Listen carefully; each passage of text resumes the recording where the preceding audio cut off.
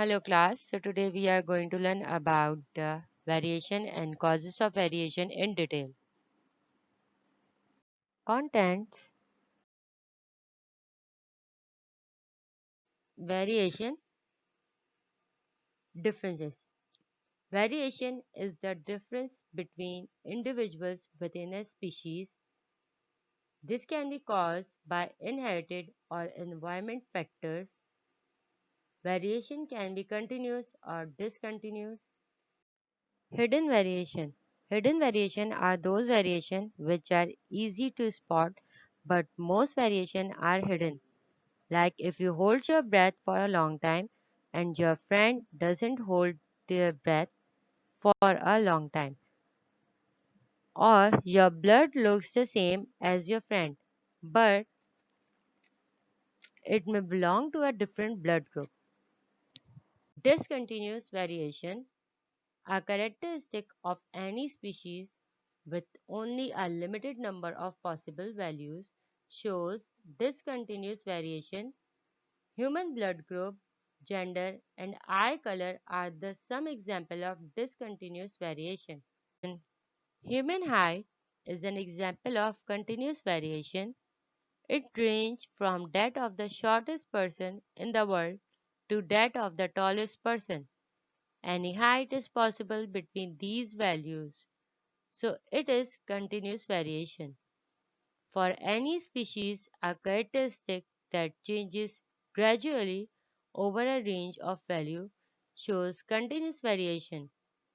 Height and weight are the example of continuous variation. Unique difference.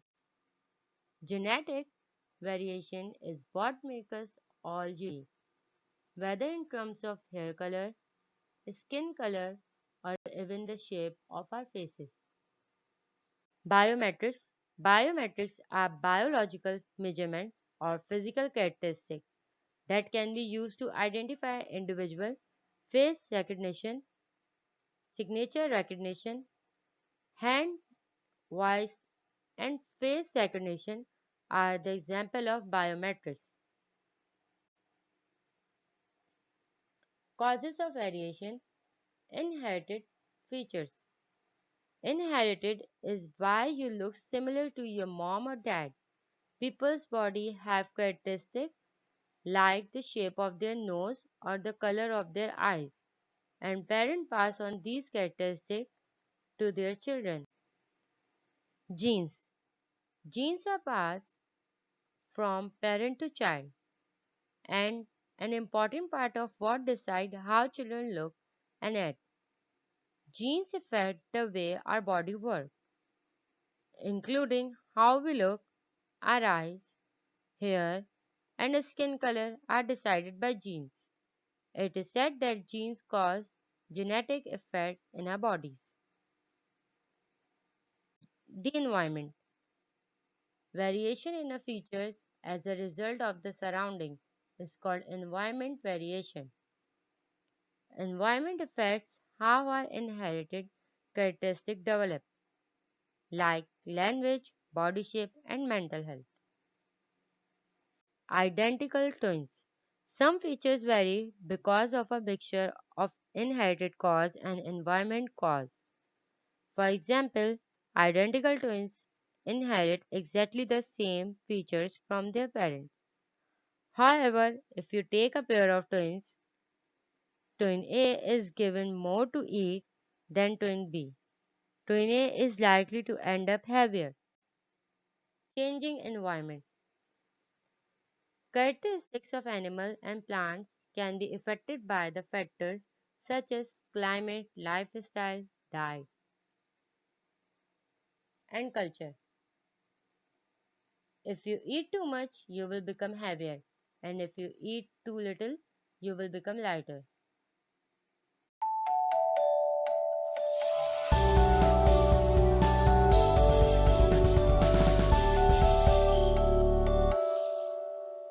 Hopefully by now, you realize that our world is always changing. Landforms change, weather changes, even molecules change. With all of that change going on, living things had better be able to keep up. And they do.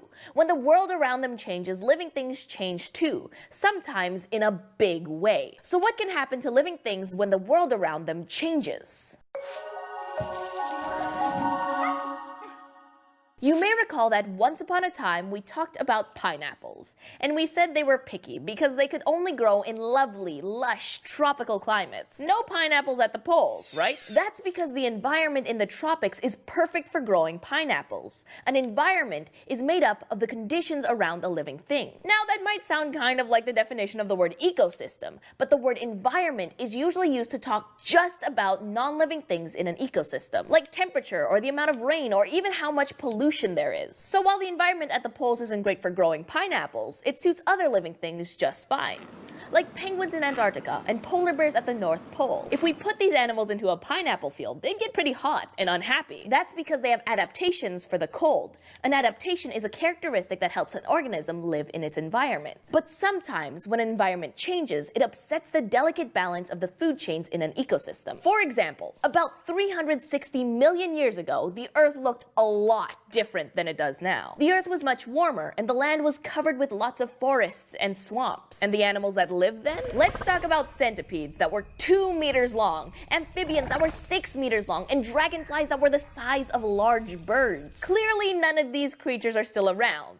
So what happened? The environment changed. Over several million years, the climate became drier and cooler, and many plants didn't have adaptations that helped them to survive in this new, cool, dry environment, so they became extinct. And that was a problem. Plants are at the bottom of the food chain. They make chemical energy through photosynthesis, and they release oxygen.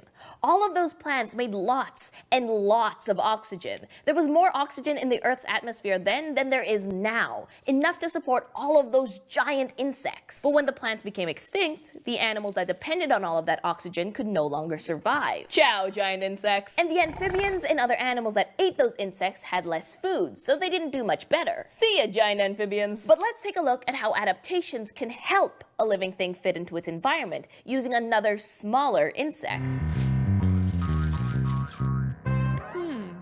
Meet the peppered moth. Cute, right? And it comes in two types, light and dark.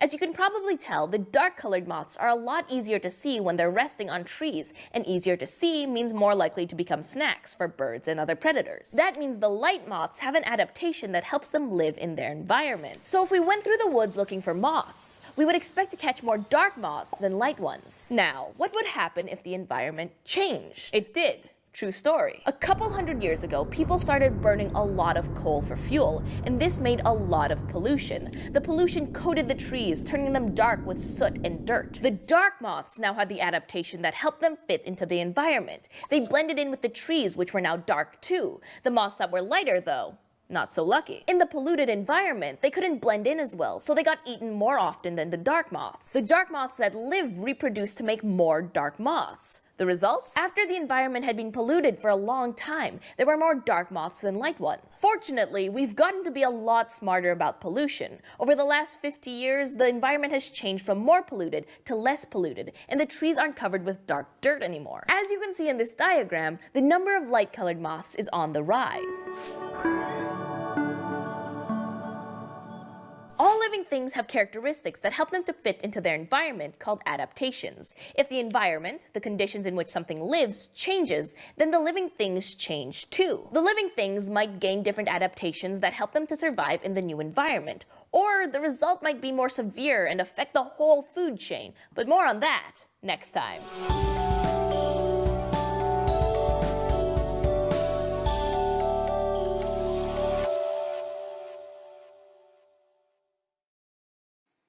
Now let's pause the video.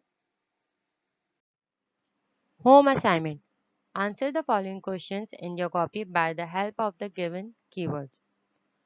Variation can be continuous or discontinuous. Explain what is different about these two types of variation. In this question, you have to tell about the example of continuous and discontinuous. Choose 3 visible human features that show continuous variation. Write down any three features that shows continuous variation. Explain with a frequency chart can tell you about a discontinuous variation like a blood group.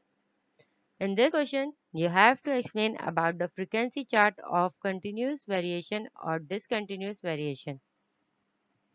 Explain why detectives often look for fingerprints at the scene of a crime. In this question, you have to tell why detectives often look for fingerprints at the scene of a crime. Home assignment of causes of variation.